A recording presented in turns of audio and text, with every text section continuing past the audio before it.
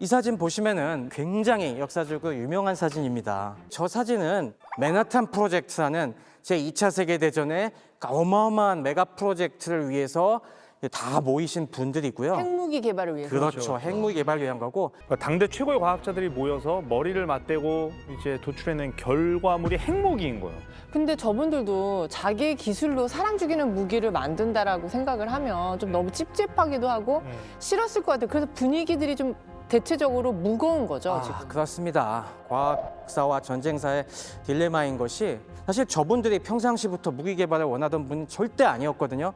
하지만 저 때는 진짜 국가적인 비상사태였습니다. 전 세계적인 전쟁이 벌어지고 특히 나치, 히틀러가 전 세계를 집어삼킬지 모른다는 그런 공포가 모든 사람을 이제 억누르고 있었기 때문에 이런 윤리적인 고삐가 막 풀리게 되죠. 거기에 전시가 되면은 국가 입장에서도 어마어마한 막대한 돈을 지원하게 됩니다. 평시에는 상상할 수 없었던 단기적인 어마어마한 기술 개발이 가능해진 겁니다. 그러니까 왜 시험 전날 되면 평소보다 다르게 좀 초인적인 힘이 그렇습니다. 나오잖아요. 짜내는 거죠, 짜내는 시험 보기 거. 10분 전에 네.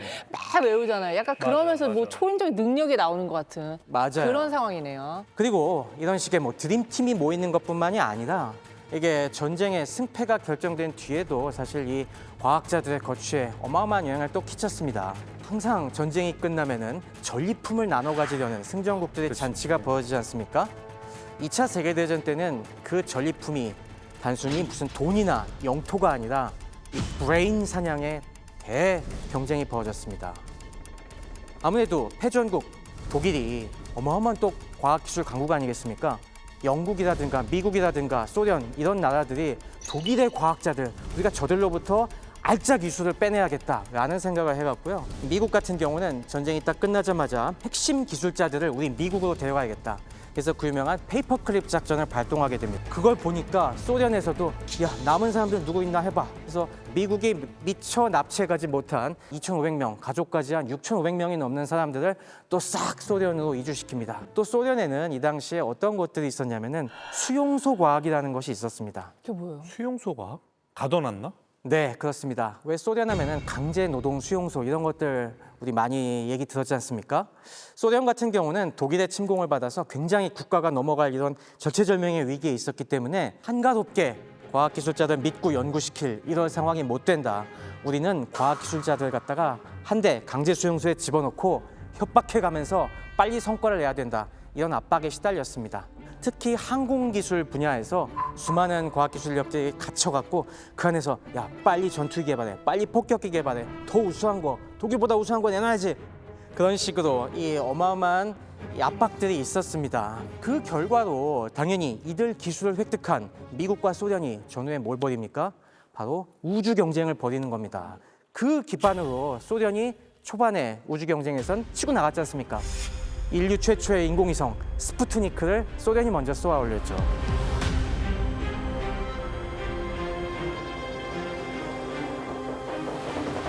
이 전쟁은 군인들만의 전쟁이 아닌 또한 과학기술자들의 전쟁이 아니었나 싶습니다. 지금 이 순간에도 사실 전쟁들이 끊이지 않고 벌어지고 있는 것이 참 안타까운 현실인데 저희가 이런 힌트를 갖고서 전쟁은 과학을, 과학기술은 또 어떻게 전쟁을 변화시키고 이 세상을 바꿔놓고 있는지 오늘 이 훌륭한 패널분들과 함께 얘기해봤으면 좋겠습니다. 감사합니다. 자, 너무 흥미로운 주제여서 빨리빨리 진도를 뽑고 싶지만 네. 그래도 꼭 확인해야 할 게 있잖아요. 위대한 가설이 있어야 또 놀라운 증명이 가능하다는 거 다들 잘 알고 계시죠? 자, 놀라운 증명에서는 오늘의 주제에 대한 가설을 세우고 토크를 통해서 이 가설을 증명합니다. 자, 오늘의 가설 확인을 하려면 여러분 어디를 보면 된다? 저 위에 천장을 보면 된다. 전쟁은 인류 땡땡의 땡땡이다. 단서가 많네요. 오늘은. 그렇죠. 오늘은 조금 그래도 비어있는 부분이 평소보다는 작아요. 전쟁은 나 먼저 해도 돼? 하세요. 전쟁은 인류 발전의 필수이다. 오, 지금 방향 자체는 나쁘지 않습니다. 그래요? 예, 예. 정답은 아니에요? 정답은 아닌데요. 비슷해요. 그러니까 보통 이제 뭐 전쟁은 인류 뭐뭐 하면 이제 뭐 멸망 뭐 이런 걸 많이 생각하시는데 네. 그런 부정적인 건 아니고 좀 긍정적인. 그러면 생각이 인류 뭔지만 알려줘요. 인류 진화. 발전, 인류 문명. 문명, 인류 문명의 네. 시작이다?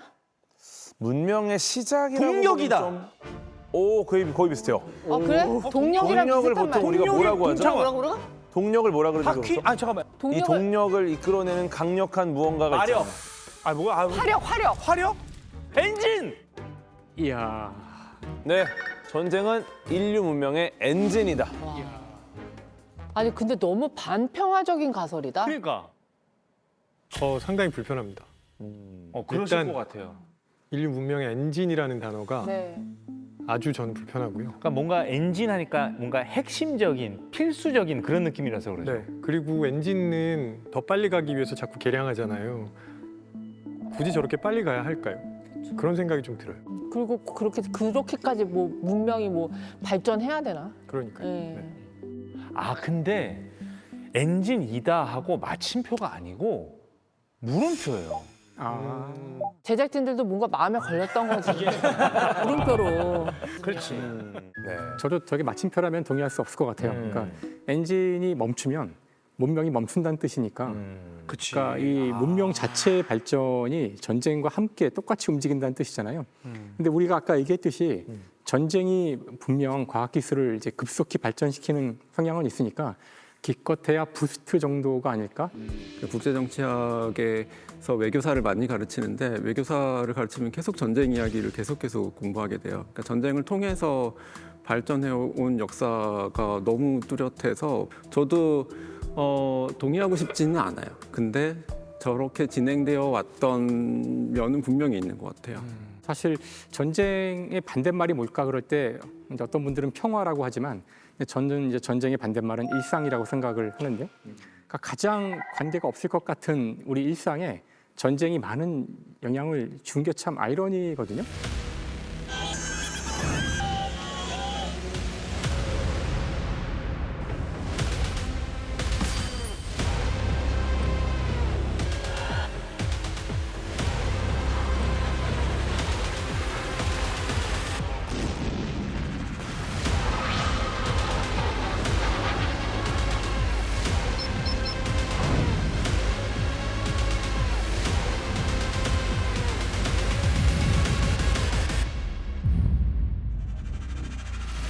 사회 시스템, 경제 시스템 자체가 이 전쟁을 뒷받침하기 위해서 만들어진 것들이 어마어마하게 많습니다. 사실 인터넷조차도 이 전쟁을 염두에 두고서 개발된 것 중에 하나죠. 아 그래요. 인터넷은 전쟁 때 구체적으로 왜 필요한 거예요? 사실은 이제 2차 세계대전이 끝난 후에도 전쟁은 계속됩니다. 바로 그 유명한 콜드워. 콜드워. 네. 냉전이요, 냉전. 그때 미국의 고민은 소련 같은 국가가 이제 핵 공격을 해오면은 네. 이게 중앙화된 통신 시스템이 이제 마비될 거 아니에요. 네. 그럼 이걸 어떻게 할까? 이 문제를 해결하기 위해서 탈중앙화된 약간의 그 분산 통신망을 개발하자. 이렇게 해서 이제 아파넷이라는 게 만들어집니다.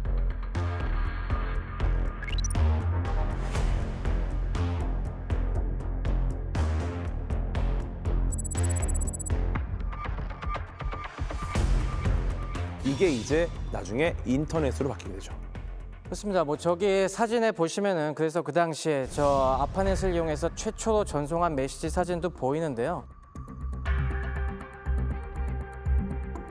저게 여러 가지 기술이 집약이 되어 있습니다. 핵 공격에 대비하는 그런 통신 시스템을 만들어야 된다라는 지상 목적으로 메시지 전송도 한 번의 메시지를 보내면은 그거 한번 털리면은 끝난다. 그게 또 사라지면은 안 되기 때문에 이 메시지를 다양하게 조각조각을 내서 이걸 하나의 패킷이라고 하죠. 그러니까 메시지를 갖다 우리가 편지지를 한 10장 썼으면은 그걸 하나의 이 봉투에 집어넣는 게 아니라 봉투 10군데 집어넣은 다음에 그걸 다 주소를 써서 따로따로 보내는 겁니다. 이런 여러 가지 기술들을 갖다가 집어넣은 거죠. 그러면 전쟁이 일어나지 않았으면 인터넷 기술이 없었을 수도 있었겠네요. 굉장히 발전 속도가 느렸겠죠. 우리가 지금 당연하게 생각하는 사회 인프라들이 사실은 민군 겸용으로 만들어진 게 많습니다. 독일 같은 경우도 산업혁명을 하면서 굉장히 빠르게 철도망을 확충했는데 그때 정부가 개입한 겁니다. 야, 우리가 전쟁에서 승리하기 위해서는 빠르게 병력을 이동시킬 수 있는 수단을 갖춰야겠다라고 해서 나중에 냉전 시대 우리의 빠른 물자와 병력을 이동시키기 위해서는 우리 내부에 이 혈관과 같은 도로망을 잘 깔아야 돼. 철도 투자에 국가적으로 지원을 해줬기 때문에 이런 교통 인프라가 빠르게 깔릴 수가 있었고요. 미국의 고속도로망 이것도 이 2차 세계대전 당시에 독일에 가보니까 독일엔 끝내주는 도로들이 있더라. 아우토반이라는 게 있대. 보니까 좋거든요. 그래서 유명한 주간고속도로 사업을 해갖고 지금 미국 가보시면 어마어마하게 깔린 그 고속도로가 다 그때 생긴 거고요. Properly planned median strips to separate traffic. Wider traffic lanes that take into account highway driving speeds. 수많은 이 사회 인프라라는 것이 많이 잊혀졌지만 어쨌건 전쟁 목적이 반드시 그 안에는 들어가 있는 것입니다. 내비게이션이 전쟁을 염두에 두고 만들어졌잖아요. 근데 저도 어디서 들었어요. 생각해보니까 내비게이션은 지금 내 위치를 파악하기 위해서는 어쨌든 이 GPS라는 거를 활용을 해야 되는데 그때 GPS가 원래 있었어요, 그러면? 그러니까 GPS라는 것도 사실 그 아까 우리가 지금 계속 얘기하고 있는데요. 미소 냉전 과정에서 서로 이제 핵무기를 쏴야 되는데 지금 이 미국과 소련이라는 이 두 나라는 되게 멀리 떨어져 있는 나라거든요. 그래서 핵무기를 쏘려면은 대륙간 탄도 미사일을 쏴야 돼요. 미사일을 쏘아 올려서 이렇게 쭉 날아간 다음에 떨어져야 되거든요. 그 날아가는 동안 정확히 포지션을 제어하지 못하면은 이게 잘못 떨어질 수도 있죠. 그래서 모바일 시스템 for accurate ICBM 컨트롤, ICBM이라는 ICBM은 많이 게 들어봤어요. 대륙간 탄도 미사일을 말하거든요. 네. 그러니까 대륙간 탄도 미사일을 제어하기 위해서 인공위성을 띄우고 그것으로부터 자기 위치를 알아내는 그런 실험들을 하기 시작했는데 나중에 이것을 이제 민간에게도 이제 풀기로 결정을 하는 거죠. 그래서 그때 우리나라에서도 이걸 민간으로 풀기로 한 날짜가 발표가 된 다음에 준비를 했던 기억이 나요. 제가 이제 학부생이었을 때인데 하이스트에 있을 때 그때 그걸 이제 모든 사람이 쓸 수 있도록 물론 군보다는 더 낮은 그 해상도로만 제공하겠지만 그래서 그걸 이제 민간이 쓸 수 있게 된다는 사실을 알게 된 다음에는 그때 전 세계의 과학자들은 준비를 했죠. 이 일반인 분들은 이제 GPS가 뭔지도 모르고 그냥 GPS 자체가 그냥 내 위치를 알려주는 그냥 장치잖아요. 실제로 그냥 위성입니다, 위성. 글로벌 포지셔닝 시스템의 위성의 이름인데 그 지구 전체를 한 그 원에 4개씩 배치를 해서 6개의 원이 지구 전체를 감싸요. 그러면 24개에다 플러스 예비 위성까지 해가지고 얘네가 지구 전체를 보고 있는 거죠. 그렇기 때문에 얘네들의 신호를 주면은 말씀하신 방식으로 나의 위치, 목표를 정확하게 찾을 수 있고 근데 제가 알기로 이게 군용으로는 쓰다가 그 항공기 사고가 있었어요. 우리나라에 좀 큰 참사였고 칼 사고 때문에 그렇죠.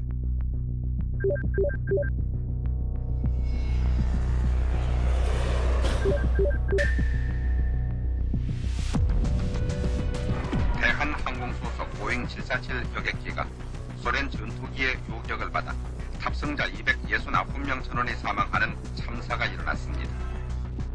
그것 때문에 이거를 민간에도 개방을 해야 되겠다. 그러면서 이제 민간에도 개방이 돼서 좀 이제 안전하게 굉장히 좀 잘 쓰게 됐죠. 야, 진짜 많네요. 이거 말고 뭐 그냥 우리가 뭐 쉽게 좀 접할 수 있는 것들 중에 없어요? 타이어 만들려면 고무 필요하잖아요. 네. 근데 천연 고무 말고 합성 고무 쓰거든요. 그죠? 그것도 전쟁 때문에. 진짜요? 왜냐하면 2차 세계대전 때 고무 때문에 난리가 났었어요. 일본이 동남아시아 쪽 다 점령하면서 거기에서 천연 고무를 채취해 가야 되는데 미국 입장에서는 안 되잖아요. 그렇죠. 근데 어느 정도 필요하냐면 전체 한 대는 한 0.5톤. 그다음에 고무 양만? 고무 양만. 아유. 항공기에는 한 1.5톤. 그다음에 전함으로 가면 75톤이 들어가요. 고무가 엄청 들어가요. 그렇죠. 근데 이제 일본이 그쪽을 점령하고 있으니까 이게 천연 고무 수급이 안 되잖아요. 그래서 미국에서는 합성 고무를 개발하라고 독려를 합니다. 궁하면 통한 거죠. 그래서 합성 고무가 개발이 됐어요. 진짜 궁하면 통하는구나. 그러니까 전쟁 아니었으면 그냥 계속 천연 고무 썼겠죠. 그럴 수도 있죠. 근데 일본이 점령을 하고 있으니 이거 뭐 그렇죠. 이기려면 개발해야지. 뭐 정말 우리 집에서 사무실에서 흔하게 쓰이는 일상적인 물건들도 네. 전쟁 때 탄생한 게 많습니다. 뭐 있어요, 뭐? 네. 지금 화면에 보시면은 사진이 있죠. 이거 뭐에 쓰는 물건이야? 뭐냐 저거? 시원하게 생겼네. 주사기인가? 사진 설명 좀 드리자면은 최초의 전자레인지. 네, 오른쪽 게 최초의 볼펜입니다. 볼펜이 그때 나왔어요? 네, 전쟁 중에. 전쟁 때. 네. 일단은 전자레인지 같은 경우가 그 전쟁 방어용으로 개발된 무기에 시작을 했는데 2차 세계대전 당시에 그 적국 비행기를 감시하거나 지형 지물을 파악할 때 네. 마이크로파를 이용했어요. 좀 측정을 한 거죠. 네네네. 네. 마그네트론이라는 장비를 썼는데 스펜서라는 군인이 이걸 사용하다가 주머니 안에 초콜릿이 녹았습니다. 어떤 원리인지 모르겠지만 이게 뭔가를 좀 이렇게 따뜻하게 할 수 있나? 그것 때문에 이제 이걸 작은 공간에 가둬가지고 음식을 조리하는 데 이용해보면 어떨까라는 아이디어가 등장을 했고 이게 바로 1947년에 발명된 전자레인지죠. 아, 그렇게 됐구나.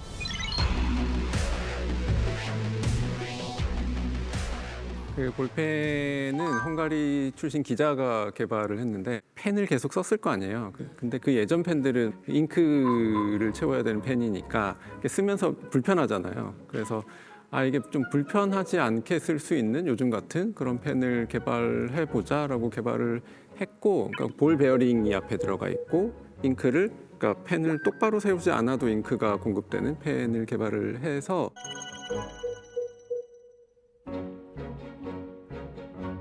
최초로 그 초기에 영국 공군에 납품을 했대요.